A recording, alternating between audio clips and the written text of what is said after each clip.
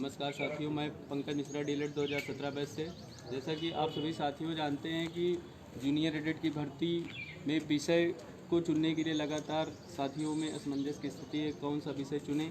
इस संबंध में हमारे साथियों की आज सचिव सर से मिलकर वार्ता हुई है और 3-4 मुद्दों पर वार्ता हुई कि जूनियर में विषय को कैसे चुनें और सीटेट 2020 रिजल्ट जैसे डिजी लॉकर में नहीं आया है तो उसमें क्या भरा जाएगा, 17 बैच पासिंग ईयर में क्या भरेगा और 17 बैच में जिन लोगों का इनवैलिड रिजल्ट हो गया है, इनकम्प्लीट रिजल्ट था, बैक लगा था, वो लोग का भी रिजल्ट अपलोड नहीं हुआ है तो उन लोगों को कैसे होगी। इन सब 3-4 मुद्दों पे आज हमारे विकास भाई, राहुल भाई हमारी वार्ता हुई सचिव सर से। विस्तृत बातें इन सब पॉइंट पे विकास जी आपको बताएंगे। नमस्कार साथियों, मैं विकास सिंह।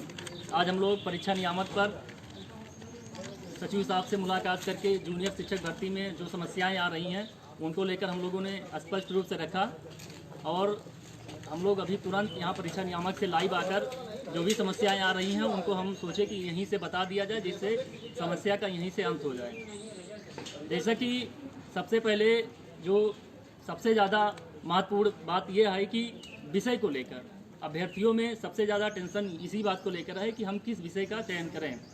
साइंस वर्ग का विद्यार्थी सोच रहा है कि हम किस विषय का चयन करें, कॉमर्स का किस विषय का चयन करें, बीसीए वाला अलग सोच रहा है, बीटेक वाला अलग सोच रहा है। तो ऐसे में सचिव साहब ने स्पष्ट कर दिया है कि देखिए यह विषय की भर्ती नहीं है और ना ही हम अलग अलग विषय का कट ऑफ निकालेंगे। हम एक सम्मिलित रूप से कंबाइन रिजल्ट घोषित करेंगे। तो ऐसे में आप स्वतंत्र हैं, आप कोई भी विषय ले सकते हैं। साइंस वर्ग का हिंदी ले सकता है, कॉमर्स वर्ग का हिंदी ले सकता है या अपना मतलब जो भी ले सकता है, कोई दिक्कत नहीं, इसमें कोई बाउंडेशन नहीं है। आप विषय को लेकर स्वतंत्र रहिए, विषय कोई भी चुन सकते हैं और विषयवार कट ऑफ नहीं आने वाली है। दूसरी बात, सचिव साहब से हमने कहा कि मान लीजिए सर अगर कोई साइंस वर्ग का विद्यार्थी हिंदी विषय लेकर सुपर टेट में टॉप कर गया या सुपर टेट में क्वालिफाई कर गया तो उसका क्या होगा। तो ऐसे में सचिव साहब ने कहा है कि जो भी विस्तृत जानकारी हमको नहीं पता है, ये और अधिक जानकारी अगर आप सोच रहे हैं कि भविष्य में अगर कोई तो ऐसे में आप लोग बेसिक से संपर्क कर सकते हैं।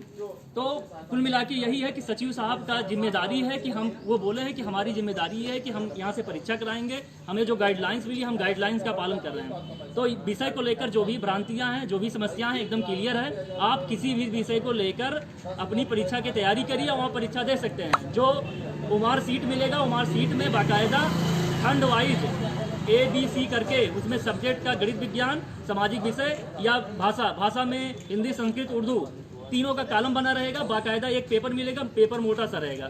तो कुल मिला के यही है कि विषय आप कुछ भी लीजिए, आप स्वतंत्र हैं।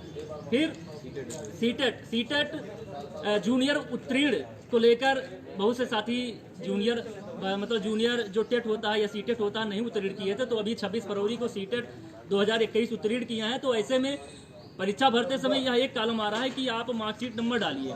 तो मार्कशीट नंबर में जब तक हमें डिजी लॉकर पे हमारी मार्कशीट नहीं जारी होगी तब तक हम मार्कशीट नंबर डाल नहीं सकते। तो ऐसे में सचिव साहब ने कहा है कि आप NA का कॉलम NA करके लिख सकते हैं। दूसरी बात, DLED 17 बैच के रिजल्ट, DLED 17 बैच का रिजल्ट 6 फरवरी 2020 को आया था। तो आप लोग जहाँ पर DLED 17 बैच के रिजल्ट के बारे में बात हो रहा है वहाँ पर 6 फरवरी 2020 लिख सकते हैं, जो कि 4th सेमेस्टर में नवंबर ऊपर लिखा है नवंबर, तो वो एग्जामिनेशन कराने का समय है। नवंबर में हम लोग का एग्जाम हुआ था, लेकिन रिजल्ट हम लोग का 6 फरवरी 2020 को आया था। तो ये भी क्लियर हो गया। तीसरी बात, 2018 बैच के भी साथी कह रहे हैं कि हमारा मार्कशीट अभी जारी नहीं हुआ तो हम क्या लिखें, तो आप लोग भी मार्कशीट नंबर में NA लिख सकते हैं। फिर और एक पॉइंट और है, ये है कि जिनका result upload college login ID पे नहीं हुआ, जिनका भी कॉलेज लॉगिन आईडी पे नहीं हुआ वो लोग भी NA लिख सकते हैं। रूल नंबर तो आपके नेट वाली रिजल्ट में है। और फिर एक ये तो हो गया, लगभग अब सब चीज़ें क्लियर हैं।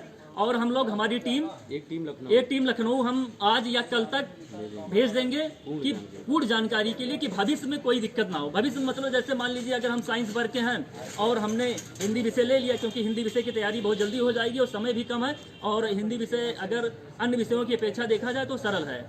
तो ऐसे में अगर हम हिंदी की तैयारी करके सुपर टेट पास कर लेते हैं, बाद में कहीं बखेड़ा खड़ा हो गया कि आप तो साइंस वर्ग के हैं, आप हिंदी से, तो ऐसे में एकदम पूर्ण जानकारी सचिव साहब भी नहीं दिए हैं, क्योंकि उन्होंने कहा कि हमें एकदम स्पष्ट जानकारी नहीं है, ना ही नियमावली में कोई स्पष्ट जानकारी है, ना कोई गाइडलाइंस में स्पष्ट जानकारी है।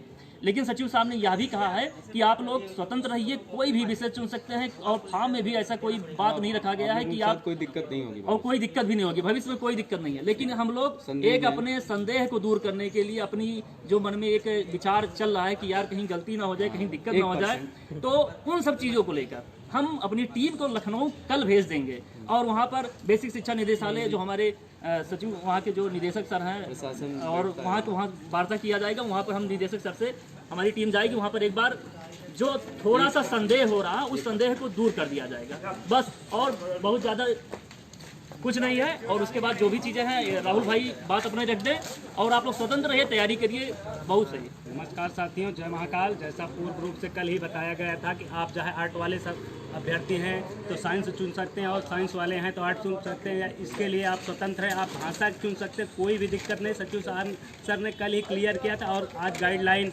पढ़कर वही बात अपनी रखे जैसा आप सबको हमारे भाई विकास और पंकज मिश्रा बताए। और सचिव सर सिर्फ कह रहे हैं कि जो वहाँ लखनऊ SCRT से नियम आया है, SCRT और NIC से, हम उसी का अनुपालन करते हुए भर्ती करेंगे। हम इधर उधर उसमें 1% भी चेंज नहीं करेंगे, और न उसके लिए बात है वो अपनी इस बात पर अडिग हैं क्योंकि यह भर्ती विषय वाइज नहीं है। जिसका पद कोई निश्चित नहीं है, 1500 पदों पर किसी भी सब्जेक्ट के टीचर रख सकते हैं, कोई उसमें ओवरऑल मेरिट बनेगी, उसमें विषय विशेषज्ञ टीचर रखने के लिए यह भर्ती वो नहीं बनाए हैं। वो कह रहे हैं कि सिर्फ यह विषय वाइज टीचरों के लिए नहीं, या 1500 वैकेंसी है, इसमें 1500 वैकेंसी में कोई भी प्रशिक्षु चाहे जिस सब्जेक्ट से पास होगा, जो एक कट ऑफ बनेगी उसमें जो क्वालिफाई रहेगा वही टीचर बनेगा। और जो हमारे प्रशिक्षुओं चाहे 17 बैच हो, चाहे 18 बैच हो, या 31 जनवरी जो पेपर दिए हैं सीटेट का, उनका रिजल्ट नहीं आया, वो साथी ज़्यादा परेशान ना हो, 2-4-10 दिन वेट कर लें। 10 तारीख तक अगर DG लॉकर पर आ जाती है मार्कशीट तो ठीक है, नहीं तो NA का कॉलम भर दें, उससे कोई दिक्कत नहीं है, एफिडेविट लगाकर सही हो जाएगा। आप सब एकदम निश्चिंत रहे और पढ़ाई करते रहिए। लगातार भ्रांतियां आप सब ना उत्पन्न करें, क्योंकि हम लोग इसीलिए लगातार आप सबको अवगत करा दिए कि आप विषय वाइज जो मन कहे वो चुन ले। लेकिन आप लोग लगातार कहते हैं कि आप सब झूठ बोल रहे हैं। हम लोगों को झूठ बोलने से कुछ मिलने वाला थोड़ी है, हम लोग भी पढ़ने वाले विद्यार्थी हैं।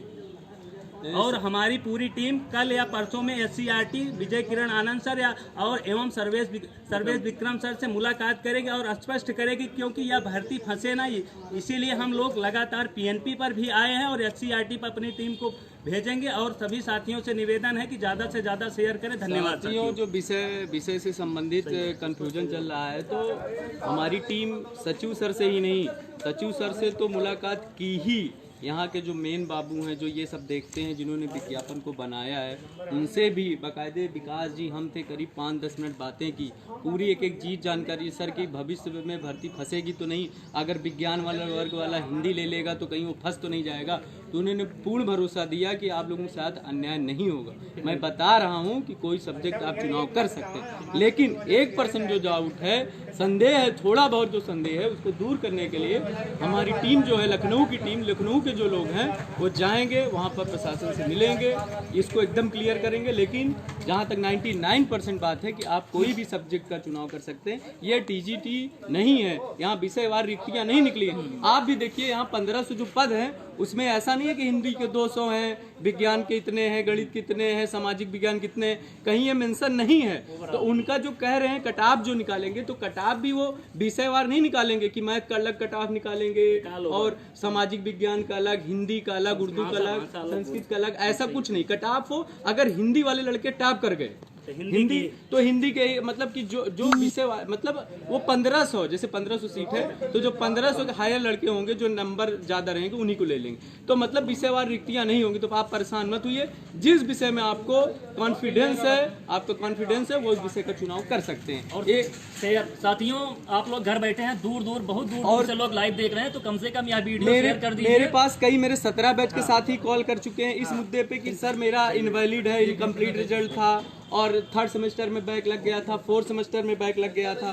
तो सर मेरी जो कॉलेज लॉगिन ID पे उनकी मार्कशीट अपलोड नहीं है, तो सर मैं मार्कशीट नंबर क्या भरूँ? तो साथियों जैसा आप जानते हैं कि पीएनबी का ढिलमुल रवैया रहता है, तो मार्कशीट आपको मैं सही बता रहा हूँ कि अपलोड नहीं हो पाएगी तुरंत। तो इसका यही है कि आप लोग काले से संपर्क करिए। अगर मार्कशीट अपलोड हो चुकी है तो ठीक है, वैसे मुश्किल है, इसलिए आप एनए का कॉलम भर दीजिए, कोई दिक्कत नहीं है, बाद में आप एफिडेविट लगा के कर सकते हैं। शेयर बोल दीजिए, शेयर कर दें, उसके बाद धन्यवाद। सीटेट वाले में आप लोग 2-4 दिन का वेट कर लीजिए, अगर मार्कशीट डिजी लॉकर पे आ जाएगी ठीक है, वहाँ भी एनए भर दीजिएगा। 17 बैच आप अपनी 6 फरवरी 2020 रिजल्ट डेट लिखिएगा।